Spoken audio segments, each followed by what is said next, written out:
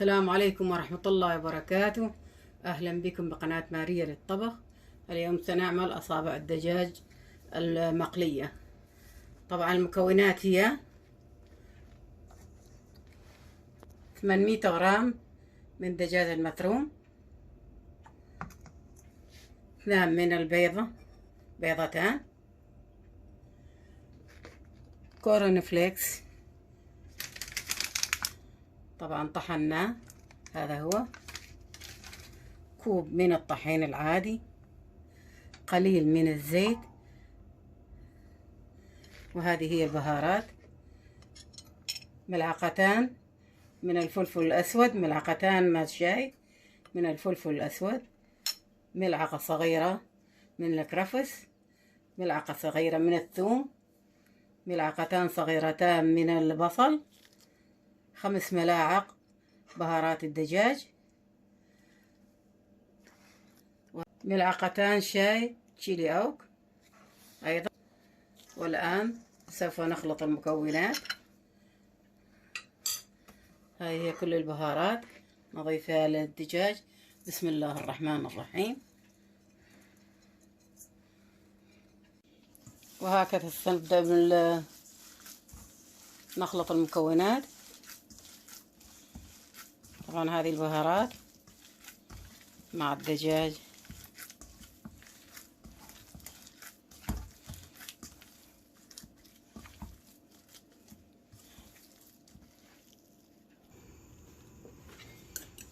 وهكذا نخلط البيض، نخفقه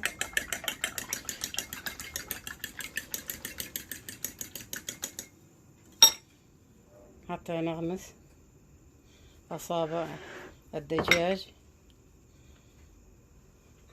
أول مرة في الطحين، ثاني شيء في البيض، ثالث شيء في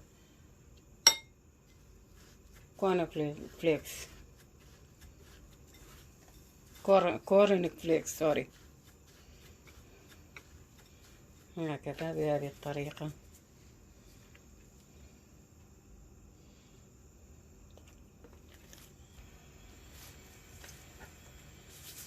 نبدأ بثاني قطعة، أيضا نقطعها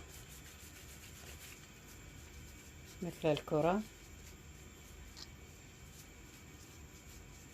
وبعدين نعملها مثل الأصابع، نغمسها في الطحين ثم البيض ثم الكورن فليكس.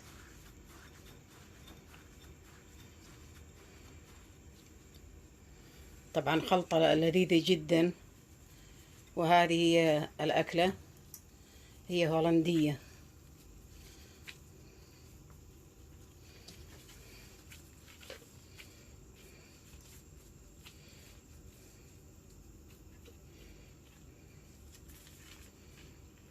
نكمل القطع ونلوثها في الطحين ثم في البيض، ثم لوثها بالكورن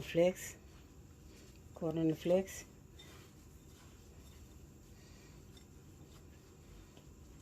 لغاية ما نكمل الحبات.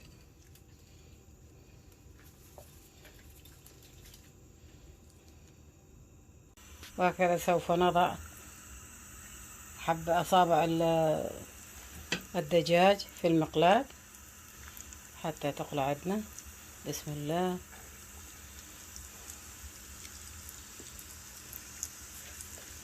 ونكمل الحبات.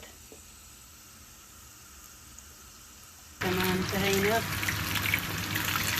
من قلي أصابع الدجاج، مقرمشة لذيذة جدا.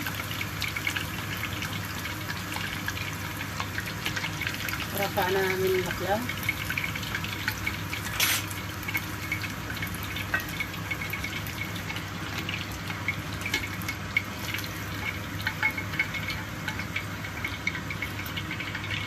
سوف نكمل الكمية. هذه هي أصابع الدجاج في صحن التقديم. إذا أعجبكم الفيديو لا تنسوا تفعيل الجرس والاشتراك بالقناة. السلام عليكم ورحمة الله وبركاته.